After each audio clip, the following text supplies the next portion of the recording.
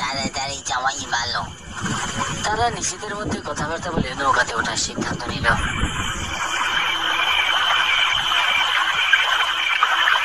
একে একে রোহিত, গোপাল আর মোহিত উঠে পড়েছে নৌকাতে। তবে রঘু আর আনিস উঠতে যাবে এই সময় হঠাৎ করে কোথা থেকে যেন মেয়েলি কণ্ঠ ভেসে আসতে লাগলো, মেয়েলি কান্নার আওয়াজ। রাত আনুমানিক প্রায় 11টা পার হয়ে গেছে। তবে এত রাতে একটি মেয়ে এখানে কান্না করছে কি করে? ইয়ে যেন কোনো সাধারণ বিষয় না। গিয়ে রঘু কান্নার আওয়াজ শুনতে পাচ্ছিস? হ্যাঁ, আমি তো স্পষ্ট ফুপিয়ে ফুপিয়ে কান্নার আওয়াজ পাচ্ছি। তবে এত রাতে একটি মেয়ে কোথা থেকে আসতে পারে? হয়তো কোনো বিপদে পড়েছে, তাই তো এমন ভাবে কাঁদছে। যা তো, তোরা দুজন গিয়ে দেখে আয় কে ভাবে কাঁদছে। আর আমরা এদিকে নদীতে মাছ ধরতে চাই, হয়তো আমাদেরও দেরি হয়ে যাবে। আনিস, তুই যা ওদের সাথে নৌকাতে, আমি বরং এদিকে যাই। না না, একা যাস না, দুইজনেই যাবো না। হ্যাঁ তাই ভালো, নয়তো একা যাওয়া ঠিক হবে না এত রাতে। ঠিক আছে, চল। এত রাতে হঠাৎ একটা মেয়ের কান্নার আওয়াজ শুনে মোটেও তারা সেটা উপেক্ষা করতে পারলো না। তাই রঘু আনিস যাচ্ছে মেয়েটির খোঁজে।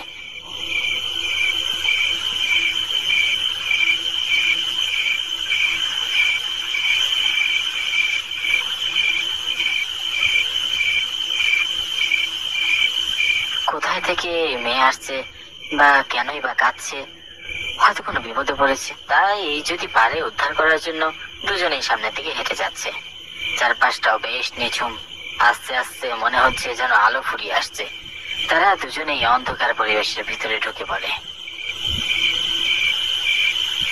আশেপাশে কোথাও কোনো মানুষ নেই, খা খা করছে চারপাশ। এসবের ভেতর দিয়ে রঘু আর আনিস হাঁটছে গন্তব্যহীন পথে। হঠাৎই শিয়াল আর কুকুরের ডাক শুনতে পাওয়া গেল। বেশ জোরে ডাকছে। তাদের ডাকে যেন মুহূর্তেই চারপাশটা পাল্টে গেল। শান্ত নীরব পরিবেশ থেকে মুহূর্তেই অশান্ত হয়ে গেল। তবে হঠাৎই শিয়াল কুকুরের ডাকের মাঝে মেয়েটির কান্নার আওয়াজ থেমে গেল। এতক্ষণ বেশ কান্নার আওয়াজ ধরে এগোচ্ছিল তারা। তবে হঠাৎ কান্নার আওয়াজ বন্ধ হওয়াতে তারা থমকে দাঁড়ালো। প্রায় অনেকটা পথ এগিয়ে গিয়েছে তারা, একেবারে নদীর পাড় ছাড়িয়ে জঙ্গলের ভিতর। কে কিরে আনিস, কিছু শুনতে পাচ্ছিস? না তো, মেয়েটির কান্নার আওয়াজ তো শুনতে পাচ্ছি না, শুধু শিয়াল কুকুর ডাকছে। হ্যাঁ তাই তো। ধর কি এক ঝামেলা, হয়তো মেয়েটি কোথাও চলে গিয়েছে, তাই পাওয়া যাচ্ছে না। চল আমরা আমাদের জায়গায় ফিরে যাই। তাই ভালো, শুধু শুধু সময় নষ্ট হলো। আনিস আর রঘু মনে মনে খুব বিরক্ত হলো। পিকনিকে এসে যে এতটা সময় নষ্ট হবে তা তারা ভাবতেও পারেনি। এতক্ষণে নিশ্চয়ই তারাও নদীর মাঝখানে চলে গিয়েছে। সব ভাবতে ভাবতে বেশ বিরক্তি ভাব নিয়ে দুজনে আবার হাঁটতে লাগলো নদীর পাড়ের উদ্দেশ্যে। দেখতে দেখতে তারাও নদীর পাড়ে পৌঁছে গেল।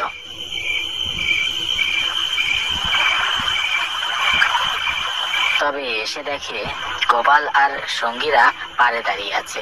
এটি দেখে দুজনেই বেশ অবাক হয়। এত তাড়াতাড়ি মাছ ধরা শেষ মনে হতেই যেন তাদের খিদেটা বেড়ে গেল।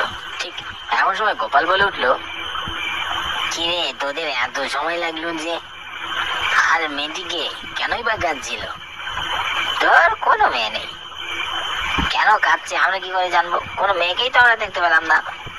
হঠাৎই মাঝে পথে কান্না থেমে গেল। চারপাশটা খুঁজে দেখলাম, কাউকে পেলাম না, তাই চলে এসেছি। তা আবার কেমন কথা? মাঝ পথে শুনলি কান্না থেমে গিয়েছে? আরে নয়তো আর কি। তা তোদের মাছ ধরা কেমন চলছে? আরে আমরা তো এখনো রওনা হইনি, তোরা আসছিস না বলে ভাবলাম তোদের বিপদ হলো কিনা, তাই ওদিকে যেতেই তোরা এলি।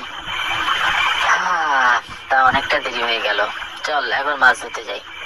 হ্যাঁ চল। তারা মাছ ধরার প্রস্তুতি নিয়ে নৌকাতে উঠতে যাবে। ঠিক সেই সময় নৌকা নেই, নৌকা উধাও। পুরো নদী জুড়ে একটি মাত্র নৌকা ছিল, কিন্তু চোখের আড়াল হতে উধাও হয়ে গেল। একটু আগে অব্দি নৌকাটি তাদের সামনেই ছিল, কিন্তু কোথায় চলে গেল? কেউ তো তাদের চোখকে ফাঁকি দিয়ে যায় না।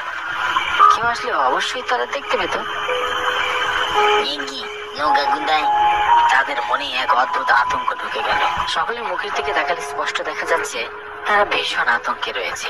তাদের সকলের চোখ জোড়া যেন বড় বড় হয়ে গেছে।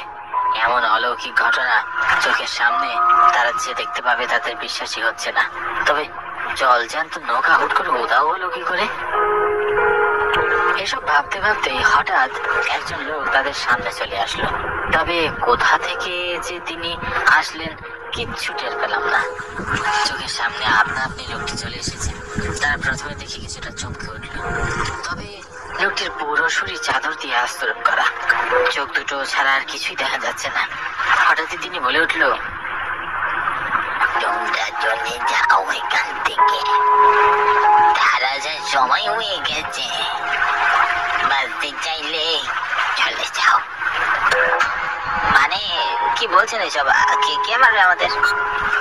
সে এসেছে, এসেছে, তোমরা পালিয়ে যা, পালিয়ে যা। একথা বলে লোকটি আর দাঁড়ালো না। চোখের পলকে এমন বয়স্ক লোক কিভাবে উধাও হয়ে যেতে দেখলো। এত বয়সে এত জোরে হাঁটতে দেখে সকলেই থমকে গেল। কিন্তু লোকটির কথায় যেন বেশ রহস্য ছিল। তিনিও বেশ ভয় আর আতঙ্কে এসব বলছিলেন। কিন্তু কেন এসব বলে গেলেন, আর কি ভাসবে, এসব প্রশ্নের উত্তর খুঁজতে যেন তাদের মাথা ঘোরাচ্ছিল। সব কেমন যেন উলট পালট হতে লাগলো। ঠিক এমন সময় তাদের চোখে পড়লো সেই নৌকাটি ভেসে আসছে। তৎক্ষণাৎ তাদের চোখ দুটোকে তারা বিশ্বাস করতে পারলো না। ভয়ে যেন সকলেই থরথর করে কাঁপতে লাগলো। নৌকাতে কোনো মাঝি নেই, আপনা আপনি নৌকাটি ভেসে আসছিল তাদের দিকে। এসব দেখে তাদের হাত পা অনবরত কাঁপতে লাগলো। কি করবে আর কেউ বুঝে উঠতে পারছিল না। চোখের আড়ালে যেন নৌকার গতি বাড়তে লাগলো। তবে এইবারে যেন নৌকা মাঝি নয়, আস্তে আস্তে যুবতী মেয়ে সাদা শাড়ি পরে নৌকা চালাচ্ছে। তবে এতক্ষণ নৌকায় ছিল না কেউ। হঠাৎ হঠাৎ করে মেয়েটি কোথা থেকে হাজির হলো। তাদের মনে হলো তারা যেন চোখে ভুল দেখতে লাগলো। কিচ্ছুটি আর বিশ্বাস করতে পারলো না।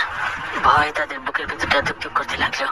ঠিক সে সময় মেয়েটি তাদের সামনে এসে দাঁড়ালো।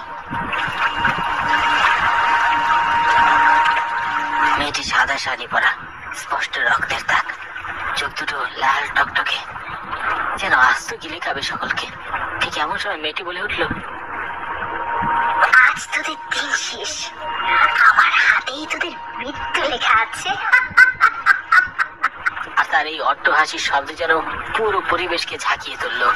সকলে যেন ভয় আর এক মুহূর্ত দাঁড়িয়ে থাকতে পারলো না। কোনো কথা ছাড়া একসঙ্গে তারপরে দৌড়াতে লাগলো।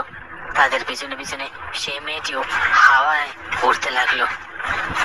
তাদের গতি থেকে মেয়েটির গতি ক্রমাগত বেড়েই চলেছে।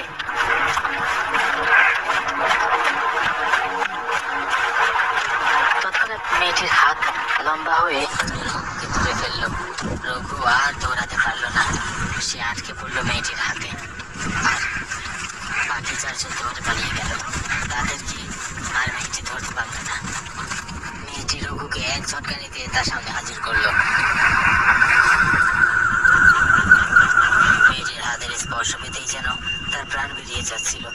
মেয়েটির বড় বড় নখের কোনা রঘুর গলায় যেন ফুটাচ্ছিল। অনবরত মেয়েটির হাত তার গলায় চাপ সৃষ্টি করতে লাগলো। সে চাপ বাড়তেই তার নিঃশ্বাস বন্ধ হয়ে যেতে লাগলো। সে নিঃশ্বাস নেওয়ার জন্য ছটফট করতে লাগলো। তবে হঠাৎই আর নিঃশ্বাস নিতে পারছিল না। তার শ্বাস প্রশ্বাস বন্ধ হয়ে যাওয়ার উপক্রম হলো।